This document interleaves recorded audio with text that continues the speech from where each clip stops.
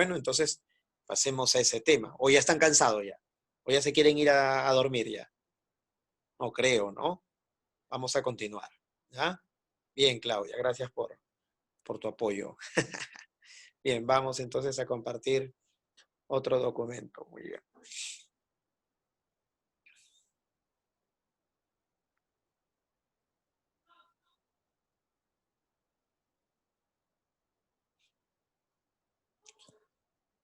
Bien. A ver, tragedia griega, chicos. A ver. Aproximación a las obras de Esquilo y Sófocles, ¿no? Aproximación a la Orestiada de Esquilo y a la tragedia Edipo Rey de Sófocles, ¿no? Bien, referencias. Mientras que los poemas homéricos corresponden al periodo jónico, la tragedia griega corresponde al periodo ático, ¿ya? Y los trágicos más importantes, Esquilo, Sófocles, Eurípides, se ubican en el siglo V antes de Cristo, ¿no? El famoso siglo de Pericles, siglo en el que Atenas se convierte en la ciudad más importante de todo Grecia, ¿ya? La ciudad clave por eso va a ser Atenas, ¿no? Símbolo de la civilización griega, ¿ya? Y las obras más notables pertenecieron a los tres grandes trágicos, Esquilo, Sófocles y Eurípides. Y no hay que olvidar que la tragedia está vinculada a los ditirambos, ¿no? Que son cantos corales en honor al dios Dionisio. Justamente ahí tienen ustedes en pantalla, hacia el lado derecho, al dios Dionisio, ¿no? Muy bien, ahí agarrando un racimo de uvas, ya que de las uvas se, se desarrolla, pues, ¿no? El vino, ¿ya? Se produce el vino. Muy bien. Ahí tiene una mirada perdida, ¿no? Está borracho, seguro, pues de tanto vino, de tanta uva fermentada, ¿ya? No te olvides, ¿ah? Si te preguntan cómo se llaman los cantos en honor al dios Dionisio que permitieron el desarrollo del teatro, ¿cuál va a ser tu respuesta? Ya que ya fue pregunta de examen de admisión, ¿ah? A ver, ¿qué van a responder? San Marcos preguntó, ¿es el antecedente inmediato del teatro y de la tragedia griega? Y empieza con D de Durex, a ver. Ahí les envío la respuesta. Los famosos ditirambos, ¿ya? Los ditirambos son cantos corales en honor al dios Dionisio, ¿ya? De esos cantos en honor al dios Dionisio surgió el teatro. Los ditirambos eran cantos y bailes. Jóvenes se disfrazaban con pieles de macho cabrío. Recuerda que Zeus, padre de Dionisio, le dio un aspecto de macho cabrío, aspecto de chivo, para que la diosa Hera no lo lastimara. Como Dionisio es fruto de la infidelidad de Zeus, Hera quiere lastimar pues todo aquello que sea una prueba de las infidelidades de su esposo. Entonces, para que Hera no lastimara a su hijo, lo transformó en un macho cabrío. Así Hera ya no lo podría distinguir o reconocer. Transformado en un macho cabrío, probó de todo, y lo que más le gustó fue el sabor de la uva fermentada. ¿Qué se produce con la uva fermentada? Vino. Por eso la relación Dionisio con el vino, ¿ya? Y es por eso que en la época de primavera, ¿ya? La época en la que se celebraban las fiestas más importantes en honor a Dionisio, un grupo de jóvenes se ponía a cantar, se ponía a bailar, ¿no? Esos cantos y bailes, los ditirambos. Y la gente llegaba para observar, para mirar. Ahí está el embrión del teatro, el origen del teatro. Gente disfrazada que canta, que baila, que actúa y gente que está mirando, ¿no? Y ese es el embrión del teatro, ¿ya? Muy bien. Pasemos a la siguiente diapositiva. Características. Ya sabemos, surgió a partir del ditirambo, canto coral grupal, ¿no? En honor a Dionisio. Y en las tragedias griegas, por normas de culto, solo actuaban varones. Los varones representaban papeles femeninos y papeles masculinos. Roles femeninos, roles masculinos. ¿Ya? Muy bien. La sociedad griega, recuerda, era una sociedad machista. ¿Ya? Y los roles protagónicos, los papeles protagónicos correspondían a aristócratas. Por ejemplo, en la Orestiada, ¿quiénes son los protagonistas? Agamenón, que es el rey de Argos. Orestes, que es el príncipe de Argos, Electra, que es la princesa de Argos, Clitemnestra, que es la reina de Argos, ¿no? Edipo, el rey de Tebas. Por lo tanto, los protagonistas siempre pertenecen a la aristocracia, ¿ya? No se representan las escenas sangrientas o violentas. Recuerda que los griegos tienen un elevado ideal estético. Si tienen un elevado ideal estético, solamente aprecian lo hermoso, aprecian lo bello. Un homicidio, ¿ya? Un suicidio, ¿ya? Esas cosas para los griegos no eran agradables, no eran dignas de ser vistas. Digno de ser visto algo bello, algo hermoso, no pues un crimen, no algo sangriento. Eso no debía mostrarse al público. Debía evitarse ese tipo de representaciones. Profe, ¿cómo el público entonces se enteraba de que alguien estaba siendo asesinado? O que Edipo pues se hincaba los ojos. Por ejemplo, chicos, yo ahora les puedo decir, ayer, ¿saben qué, chicos? Vi a un delincuente sacar su arma y disparar en la cabeza a su víctima, recoger el dinero e irse como si nada hubiese pasado. Ustedes no necesitan ver para enterarse del suceso sangriento y terrible. De la misma manera, los personajes conversan sobre la muerte de Yocasta, por ejemplo. En Edipo Rey, los personajes hablan de cómo fue hallada sin vida Yocasta. Entonces el público, al escuchar esos diálogos de los personajes, se entera, ya Yocasta murió, pero no necesita verlo, ¿ya? Así que las imágenes sangrientas no se muestran, no se revelan al público, ¿ya? Muy bien. La finalidad de la tragedia griega era provocar o generar la catarsis, una purificación espiritual a través de la compasión y el miedo. El personaje protagónico, quien vive la catarsis es el público. Hace unos días atrás yo miraba una película con mi esposa y con mi hijo en el medio, ¿no?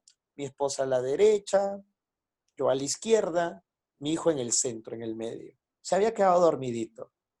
Yo miraba una película titulada No se aceptan devoluciones. Y en la historia, pues, la hija del protagonista se muere, siendo una niña.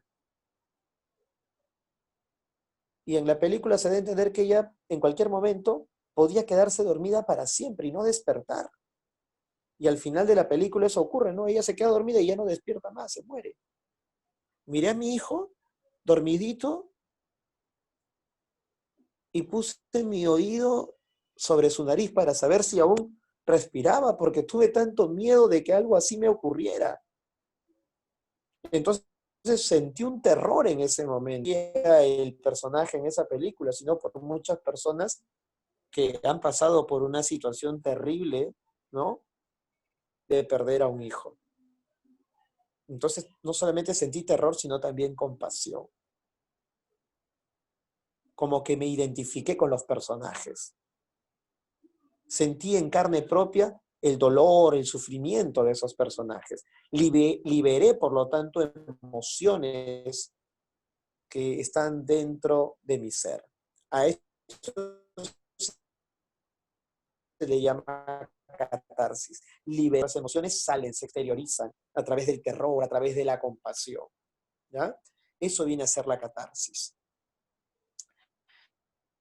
Y en toda tragedia griega hay dos tipos de intervenciones, las cantadas y las recitadas.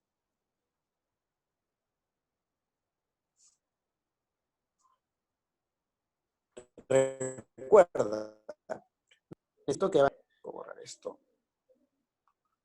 Lo voy a agrandar, chicos.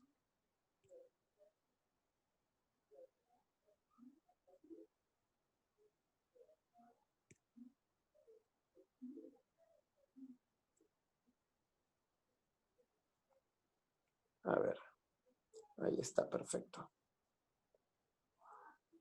Esto que estoy señalando, que estoy resaltando, se llama el proscenio, ¿ya? El proscenio es el escenario. Ahí se mueven los actores. Frente al proscenio encontramos a la orquesta, que es el espacio donde se concentraba el coro. Entonces, en toda representación teatral hay actores que se mueven en el escenario y un grupo, el coro, que se moviliza, ¿no? Ahí en la orquesta. Y estos interactúan, se interrelacionan. Obvio que el protagonismo lo tienen los actores, pero el coro también interviene, ¿ya? Por ejemplo, cuando Clitemnestra trata de justificar su crimen, el crimen que perpetró contra Agamenón asesinándolo.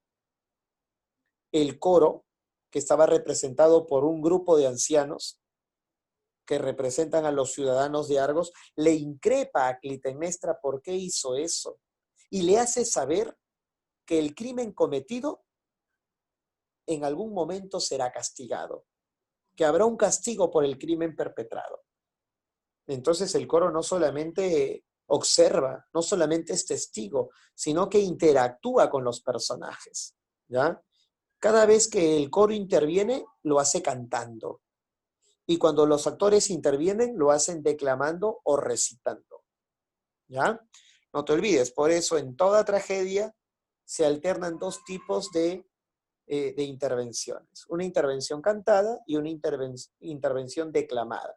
¿Quiénes intervienen declamando, recitando? Los actores. ¿Quiénes intervienen cantando? Los integrantes del coro, ¿ya? Profe, una pregunta. ¿Cuál es la estructura del coro? Un líder, que es el corifeo, el líder del coro corifeo, y los miembros restantes del coro. ¿Cómo se denominan a los miembros restantes del coro? Coreutas. Si tú eres un coreuta, eres miembro del coro. Si tú eres corifeo, eres el que lidera, el que dirige al coro. ¿Ya? Muy bien. Bien, chicos, vamos a la siguiente diapositiva.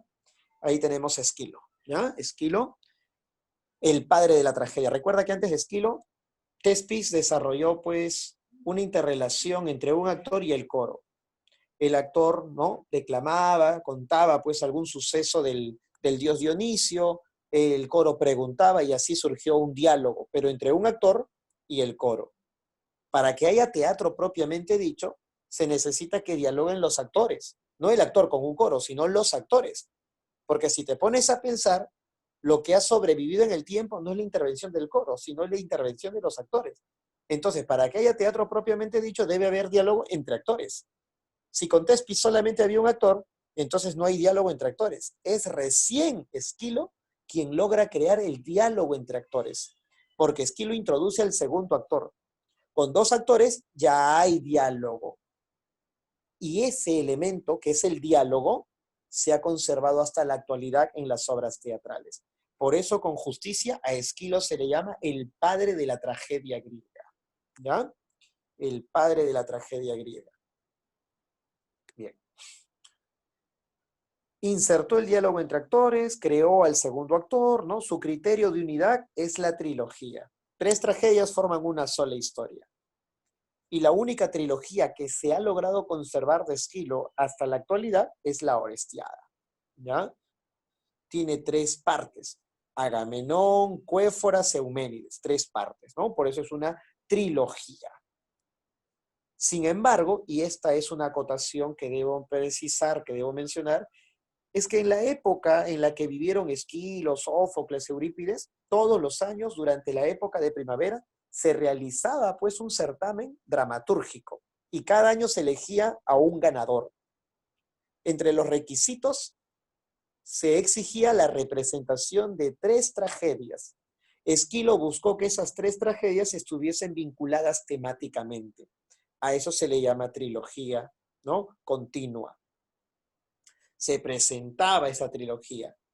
Pero como una tragedia deja un poco lastimado el espíritu del espectador por tanto sufrimiento que padecen los protagonistas, solía representarse una cuarta obra, pero una obra con una temática mucho más ligera, con una temática un tanto burlesca, ¿no? Un drama satírico. Por lo tanto, cada autor en cada una de las competencias presentaba para el certamen 4 obras, 3 tragedias y un drama satírico, ¿ya? O sea, profe, al final entonces se terminaba presentando una tetralogía, por así decirlo, ¿no? Una tetralogía, 4 obras en total, ¿ya? Pero en cuanto a tragedias, estas 3 debían estar vinculadas en el caso de Esquilo, ¿ya? Muy bien. Cuando aparece Sófocles, Sófocles también va a participar y va a presentar 3 tragedias. Mientras Esquilo considera que estas 3 tragedias deben estar vinculadas temáticamente, Sófocles no. Sófocles va a defender la idea de que cada tragedia debe ser distinta, debe ser un mundo diferente, una representación completamente distinta a las otras dos que la van a acompañar, ¿ya? Por eso se dice que Esquilo prefiere las trilogías, digamos, continuas, donde la primera está vinculada con la segunda y la segunda con la tercera, ¿no? Como es la Orestiada. En cambio, Sófocles no. Sófocles prefiere que cada tragedia compuesta dé a conocer una historia completamente distinta. Que la tragedia 1 no tenga nada que ver con la tragedia 2 y mucho menos con la tragedia 3, ¿ya? En cambio, Esquilo sí las vinculaba. Por eso su criterio de unidad se denomina la trilogía, ¿no? La trilogía concatenada, la trilogía continua, ¿ya? Muy bien. Y su teatro es religioso. Profe, ¿por qué su teatro es religioso? Porque intervienen mucho los dioses. Incluso tiene una tragedia titulada Prometeo encadenado, donde ni un solo personaje es humano, donde todos los personajes son divinos, ¿no? Bien. De las casi 90 tragedias que llegó a componer, se han conservado 7. De esas 7, solo 3 forman una trilogía, que es la única que se conserva. Y ustedes ya me imagino que deben saber que esa tragedia es la Orestiada, ¿no? Esa trilogía se denomina la Orestiada. Y como ya ha quedado claro, tiene 3 partes: Agamenón, Cuéforas y Euménides.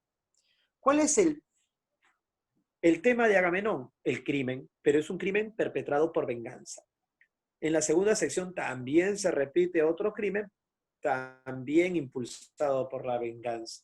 Y en la última sección encontramos una evolución en el sentido de la justicia y finalmente una reconciliación entre las fuerzas de la luz, representada por la civilización que simboliza Atenea, y las fuerzas de la oscuridad, que representan la barbarie, que está simbolizada por las furias, ¿ya?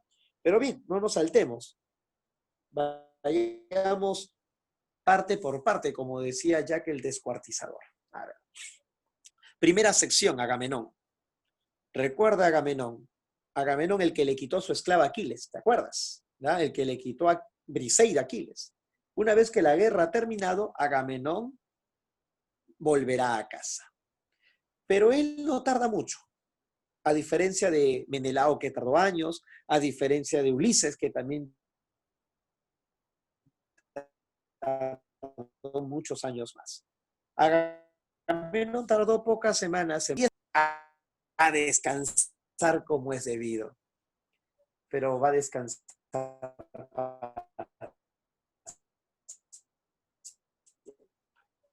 porque cuando llegó a casa, Clitemnestra lo estaba esperando con su amante Egisto.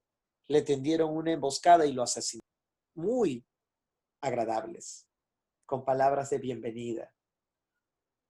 He puesto un manto púrpura a tus pies, y el color púrpura representaba pues a los dioses, ¿no? Con tanta honra, con tanta admiración, con tanta pleitesía. Los dioses se van a poner envidiosos con semejante trato que recibo. Tú eres mi Dios, le decía Clitemnestra. Vayamos al interior del palacio. Entremos. Te tengo una sorpresa.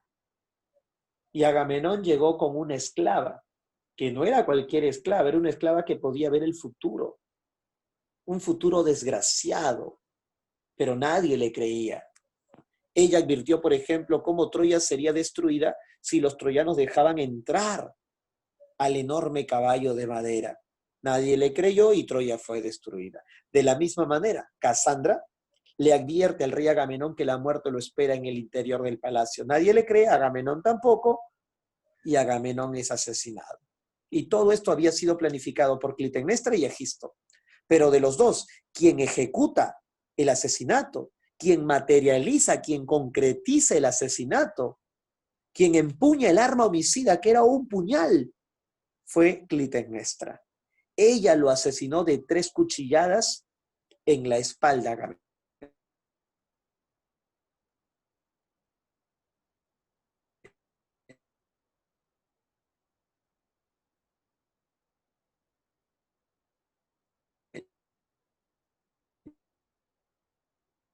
reino.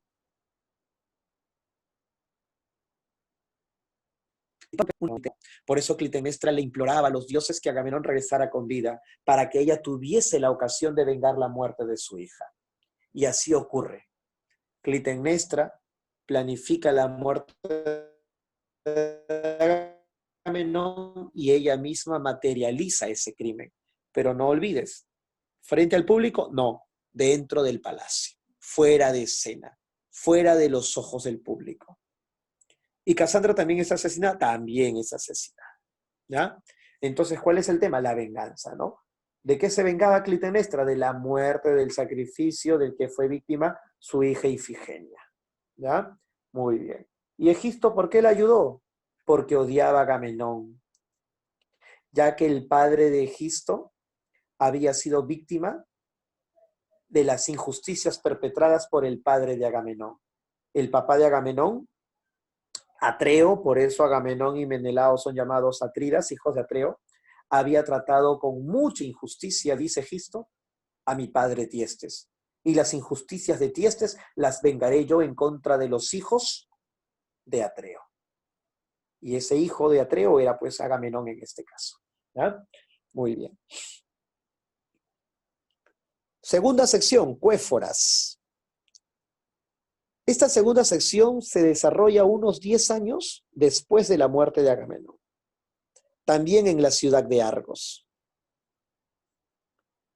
La reina Clitemnestra ha estado teniendo sueños, más que sueños, pesadillas últimamente. Soñaba que daba de lactar a una serpiente, que le provocaba un enorme dolor, ya que ésta la agredía y le terminaba mordiendo el pecho. Pecho que ella había usado para amamantar a esta serpiente. Ella pensaba que era un niño, pero de pronto sentía un enorme dolor, un inconmensurable dolor, y cuando retiraba, pues, los cobertores que tapaban al niño, no era un niño, sino una serpiente. Y había sido una pesadilla reiterada. Pensó que era el espíritu de Agamenón quien no la dejaba descansar. Por eso envió a su otra hija, Electra, a la tumba de su padre, para llevar, ¿ya? Para llevarlos, se me fue el término, se me fue la palabra, para llevar una especie de adoración a su padre. ¿Ofrendas? ¿Ya? Ofrendas, muy bien, excelente, gracias. Para rendir un homenaje, una ofrenda, pues, ¿no? Una libación, ahí está, chicos, ya regresó la palabra a mi boca. Las libaciones, que son ofrendas. Llevar la ofrenda correspondiente. Pensó Clitemnestra que haciendo una ofrenda, derramando las libaciones en la tumba de Agamenón, esas pesadillas cesarían, llegarían a su fin. Electra fue enviada a la tumba de Agamenón. Y ahí se encontró con Orestes, su hermano, el único hijo varón de Agamenón, había sido enviado a otro reino. Electra lo había enviado hace 10 años a otro reino, pues temerosa de que los asesinos de su padre, sobre todo Egisto, podía también acabar con la vida de su hermano menor, ya que era el vivo retrato, la viva imagen de su padre. Por eso lo envió a otro reino. Y el dios Apolo lo ha hecho volver. El dios Apolo le ha dicho a Orestes, tienes que vengar la muerte de tu padre. Si no vengas la muerte de tu padre, yo me encargaré de castigarte a ti, y tu muerte será lenta y dolorosa. Por eso, Orestes, a ver, hay una pregunta por aquí, creo.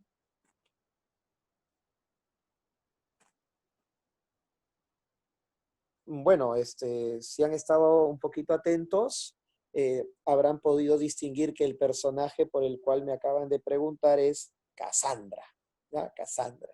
Sí, efectivamente, Casandra, ¿ya? Muy bien. Excelente, Jean, excelente, muy bien, Casandra, Casandra. ¿Ya? Quien me preguntó, no distinguí su nombre, a ver, por aquí está. De Angie, ¿no? Sí, Angie, Casandra es ese personaje. Ella vaticinaba el futuro, pero solo cosas desgraciadas, ¿no? Y ella también murió a pesar de vaticinar su propio destino. Sí, era hija de Príamo, por eso era hermana de Héctor, hermana de París. Era una princesa troyana, pero convertida en esclava, ¿no? Recuerden que cuando una guerra se daba entre dos pueblos, el pueblo vencedor tomaba prisioneros y esos prisioneros se convertían en esclavos. Pero bueno, regresando al asunto que dejé pendiente, ¿ya? Orestes sabe que si no venga la muerte de su padre, Apolo lo va a castigar, ¿no? Con una muerte dolorosa y lenta. Así que no puede darse el lujo de evitar cumplir con esa exigencia. Se encontró con su hermana, hicieron una alianza, ¿ya? Qué asco, pero hicieron una alianza, ¿ya? Y decidieron, pues, acabar con la vida de los asesinos de su padre. Con la ayuda de Electra, Orestes entra al palacio, ingresa, ¿no? Con la ayuda de Electra, Orestes ingresa al palacio, ¿ya? Y acaba con la vida, pues, primero de Egisto y luego de su propia madre. Y ahí recién la madre comprende el significado de su sueño, ¿no? Esa serpiente a la que daba de lactar era, pues, el niño al que alguna vez amamantó, pero que ahora venía para darle muerte, para vengar la muerte de Agamenón, su padre. Y recuerda que los asesinatos de Egisto y de Clitemnestra se representan frente al público, no se muestran al público, ocurren dentro del palacio y por ende fuera de escena, ¿ya? Y una vez que Orestes vuelve a aparecer en el escenario, con los cuerpos tendidos hacia el fondo del escenario de Clitemnestra y de Egisto, hacen su aparición las furias, diosas vengadoras, diosas que vengan los crímenes de sangre. Si alguien ha derramado su propia sangre, entonces las furias van y lo persiguen y lo matan. Orestes ha derramado su propia sangre. Ha derramado la sangre de su madre, que es su propia sangre. Por eso las furias lo van a perseguir. ¿Pero qué Dios le encomendó esta misión? Apolo. Entonces Apolo lo debe proteger. Y con la protección de Apolo llega a la última sección, las Euménides. Profe, una pregunta, ¿qué significa cuéforas? Cuéforas significa portadoras de libaciones, ¿ya? Portadoras, o sea, las que llevan, portar, ¿no? Portadoras de libaciones, libaciones, los homenajes. Eso es lo que significa cuéforas. Y la lideresa de esas portadoras de libaciones era pues Electra, ¿no? ¿A dónde fueron a llevar las libaciones? A la tumba de Agamenón. ¿Con quién se encontró Electra en la tumba de Agamenón? Con su hermano Orestes, y ahí planificaron la venganza por la muerte del padre caído, ¿no? Muy bien. Ahora sí, chicos, llegamos a la última sección, Euménides. La primera y la segunda sección se desarrolló en Argos. Esta última sección ya no ocurre en Argos, chicos. Esta última sección ocurre en Atenas, ¿ya? En Atenas, la ciudad más civilizada de Grecia de aquel entonces. Las furias persiguen a Orestes, pero Orestes abraza la estatua de la diosa Atenea y ésta aparece. Y le dice a las furias, no lo lastimarán hasta que un juicio no decida lo contrario. Atenea convoca a 12 viejos de los más sabios que hay en Atenas para que constituyan un tribunal. Este tribunal recibirá el nombre de Areópago.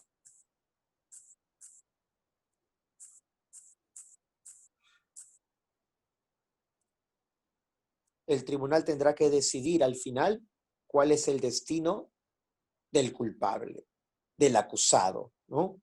De Orestes. En una cajita pondrán piedras negras y blancas. Si la mayoría eran negras, Orestes sería castigado por las furias y eso implicaba su muerte. Si la mayoría eran blancas, Orestes sería liberado, sería perdonado. Si la mayoría eran negras, castigo. Si la mayoría eran blancas, libre, perdón. Muy bien. Las furias son las fiscales que acusan. Apolo es el abogado defensor. Aparece el alma, el espíritu de Clitemnestra. Clitemnestra aparece como un fantasma para acusar a Orestes, para pedirle a las furias que no lo dejen sin castigo, ¿ya? Y Atenea preside al jurado, es la jueza principal. Las furias le preguntan a Orestes, ¿mataste a tu madre? Sí, yo la maté. Ya no hay nada más que preguntar. El delincuente, ¿no? El asesino acaba de confesar su crimen. Hay que acabar con él de una vez. Apolo, ¿ya? Interviene diciendo que Orestes solamente fue un instrumento empleado por los dioses para castigar a los verdugos de Agamenón. Apolo indica que la orden que le dio a Orestes estaba aprobada por nada más y nada menos que por el mismísimo Zeus. Las furias replican, ¿cómo? ¿Zeus defendiendo a un padre caído? ¿Con qué autoridad moral Zeus se atreve a intervenir? ¿Ya olvidaste, Apolo, que Zeus derrocó a su propio padre Cronos y lo envió al Tártaro? Y Apolo les responde, es cierto lo que ustedes dicen, pero mi padre no acabó con la existencia del suyo. Hay maneras de vencer a los rivales y deshacerse de ellos, sin que eso implique la muerte. Mi padre no ha creado hechizos para corregir la muerte de una persona. Por ende, solo queda el castigo contra el asesino. Y nosotros los dioses empleamos a Orestes como un instrumento de castigo contra Clitemnestra y contra Egisto. Además, más importancia tiene un padre que una madre. Recuerda, sociedad machista. Apolo representa, ¿no?, la supremacía del varón sobre la mujer. Además, más importancia tiene un padre que una madre, porque el padre puede depositar la semilla, la existencia, la vida, y la mujer solo ofrece un espacio que depende de los dioses si es bueno o malo. Incluso los varones pueden engendrar hijos e hijas sin necesidad de un vientre femenino. El ejemplo es la diosa Atenea aquí presente. No necesitó de un vientre para ser quien es, pues ella nació de la cabeza de mi padre Zeus. Entonces Apolo está defendiendo la superioridad del hombre, el patriarcado como sistema que debe imponerse. Finalmente el jurado, el tribunal, el areópago, tomará una decisión y empiezan a colocar piedras negras y blancas en la cajita indicada.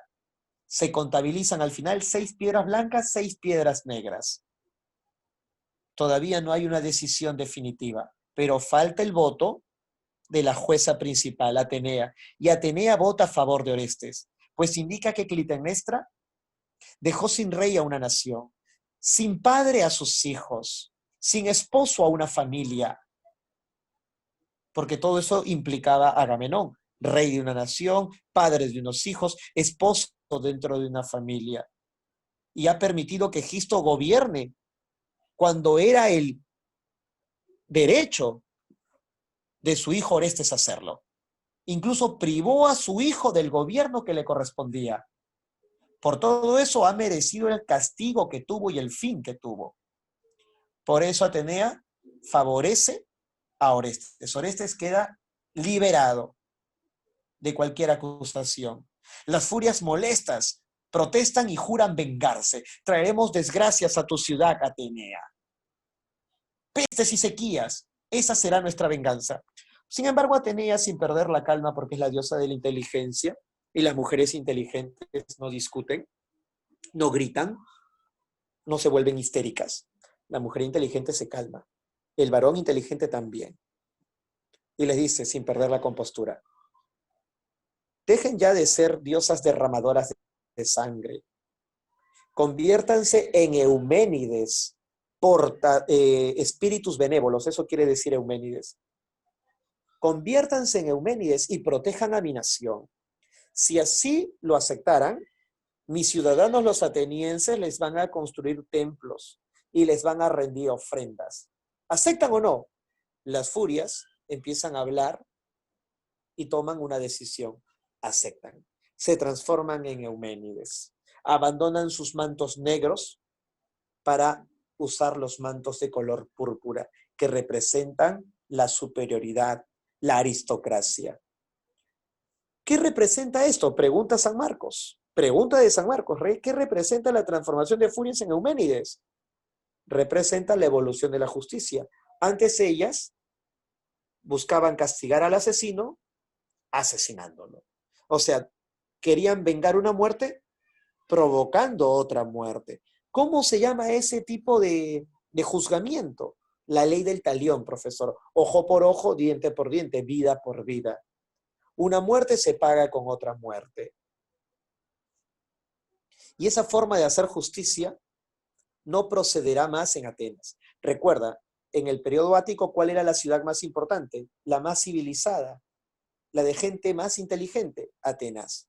Entonces, Esquilo, al crear esta obra, le está rindiendo un homenaje a Atenas, señalando que en otras ciudades los problemas entre los seres humanos aún se resuelven derramando sangre, cortando manos, mutilando cabezas.